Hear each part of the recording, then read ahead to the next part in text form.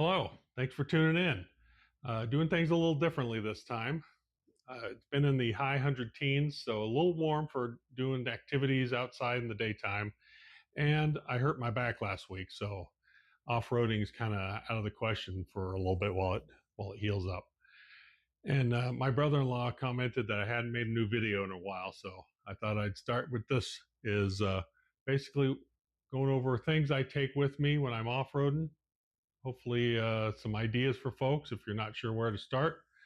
But yeah, we'll go over a few things that I take with me and go from there. So this is the layout I have here for everybody to look at. I'll go over all this. The biggest item I have over here is our pop-up bathroom we take out there, so that my wife and I have a private place if we need it to do our business. Comes with these bags right here. You put them inside here, and then have your seat, do your business. In my black case back here, I keep most of our bathroom setup. I have a couple of chairs I put in there that fold down very small. That's what the chair looks like when it's folded up in there. That's what it looks like when it's out. Very comfortable. And then we have a little table. So when we stop somewhere on the side of the trail, we have a place to eat, have a little picnic. I carry multiple first aid kits with me. This bag right here, for example, is my grab and go. It's kind of my emergency kit. I've got tourniquet on the front with some shears. I've got emergency blanket. I've got quick clot. I've got dressings for emergencies that I can take care of stuff immediately. Over here is more of a generic first aid kit, lots of band-aids, bandages, just for general odds and ends, accidents and stuff like that happens. So this one is under the back seat. This one is attached to the back of my seat so that I can grab it quickly when I need to go. Next up is our portable air. I decided against installing an air system just because it's a lot more expensive, and this I can use wherever. I can take it with me, even if I'm not in my vehicle. I can throw it in my wife's vehicle if I need to. I can air up here wherever. It doesn't matter.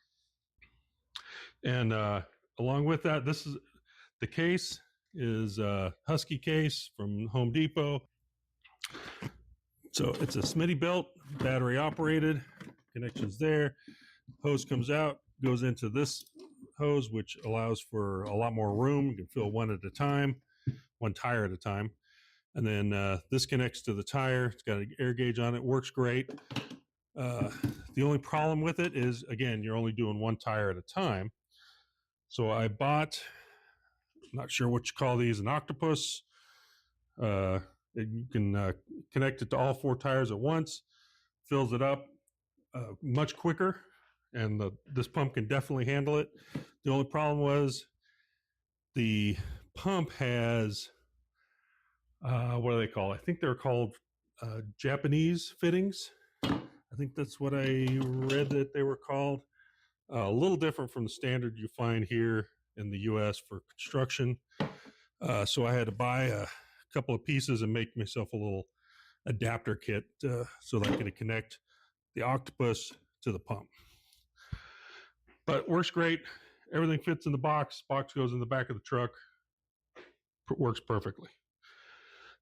Next up is my recovery bag.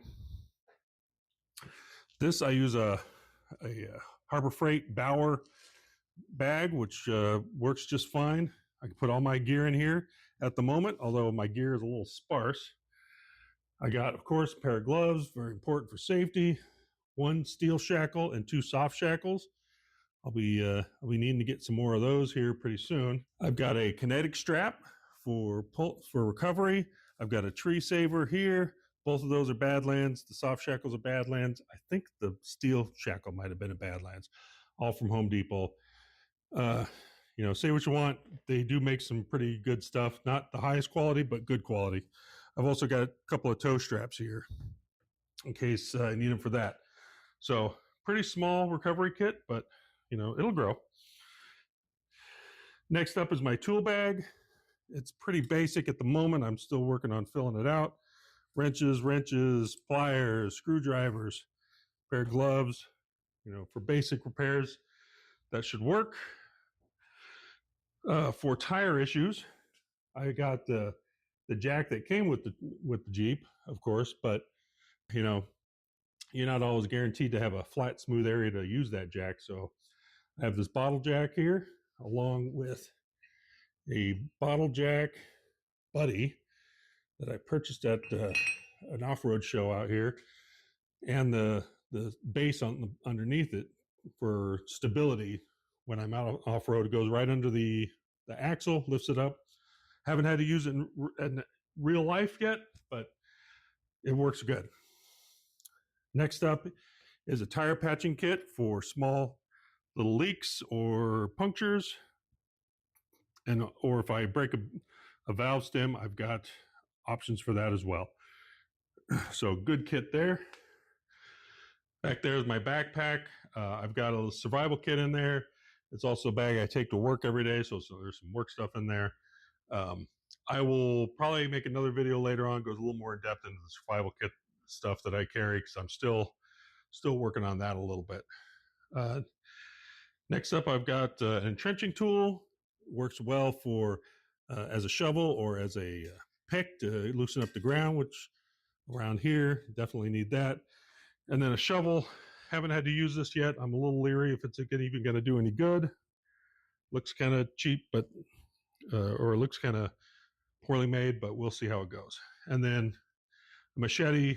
I know I'm not going to be going through the jungle out here in Arizona, but it's good for whacking at high grasses or even at small tree limbs. So that's it for the basic layout that I take with me when I go off-road. I do have a couple of other things. I've got a couple of blankets I keep in the truck. I also take an ice chest with me with usually a couple of sodas, some ice, and a lot of water. And that's what I carry with me. If you've got questions on any of this stuff, or if you see something I'm missing, because I know I'm missing some things anyways, or if you have recommendations for me, I'm always willing to listen. So by all means, let me know. And thanks for watching, and I'll see you on my next adventure.